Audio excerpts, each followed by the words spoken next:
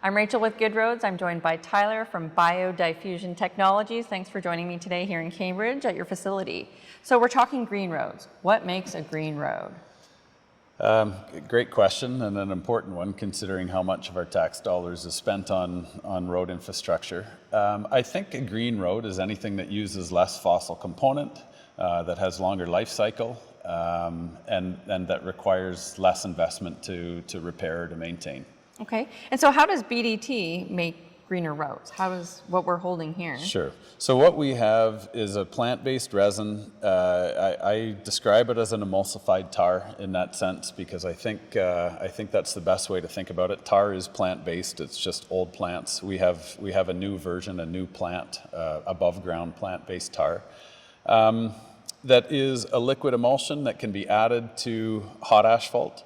It can be added to cold aggregate as well, gravel or RAP. And what we see in your sample, for example, this is 100% gravel, so aggregate, probably granular A, that is just compressed into a very solid base. So it adds strength to the base. And when you have a strong base, your wearing course on top of that base is going to last longer and have a longer life cycle. In my hand, what I have is a 50% recycled asphalt warm mix puck here. So this performs just like an R15 or an R20 or whatever we're using in roads in Ontario today, but it's got 50% RAP in it. And again, that makes it greener and more affordable. And so when we're looking at this, we're looking at longevity and also pricing and cost, right? So talk a little bit about that product and for road authorities. Sure. So longevity for this should be the same as any old hot asphalt out there today. We're passing the tests. We're doing some large-scale field demonstrations, and they are looking very promising.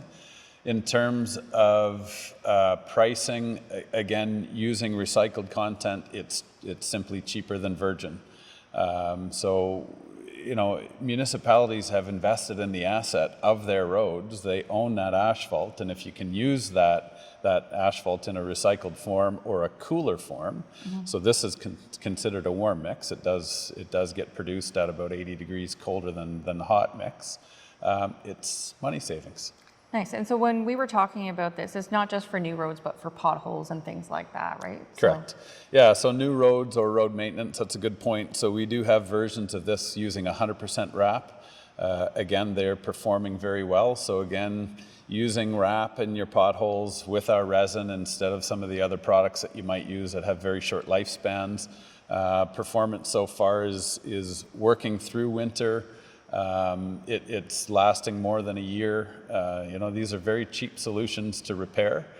The other thing that you can consider is if you add strength to your base and you put your wearing course on top, instead of 4 inches, maybe you can use 3 or 2 or something, so you're getting immediate savings instead of life cycle savings by using the full repair or construction that you might normally do in your protocol. Good point. Anything else we should know before we wrap it up today? I guess from the GHG perspective, you might want to know that the bioresin is actually a carbon negative. When it leaves our shop, it's still in the carbon negative realm. So once you add transportation and other aspects on that, that's going to affect the LCA of the product, the life cycle analysis, but it is genuinely a carbon sink.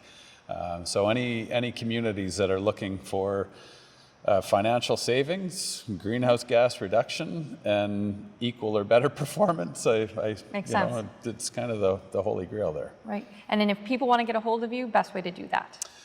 Well, I could give them my cell number, but the website, biodiffusion.ca is the website, and we're pretty easy to find. We're located in Cambridge, and we have a number of municipalities who are trialing the project so far. Thanks so much for joining me today, Tyler. Thank you. Thanks.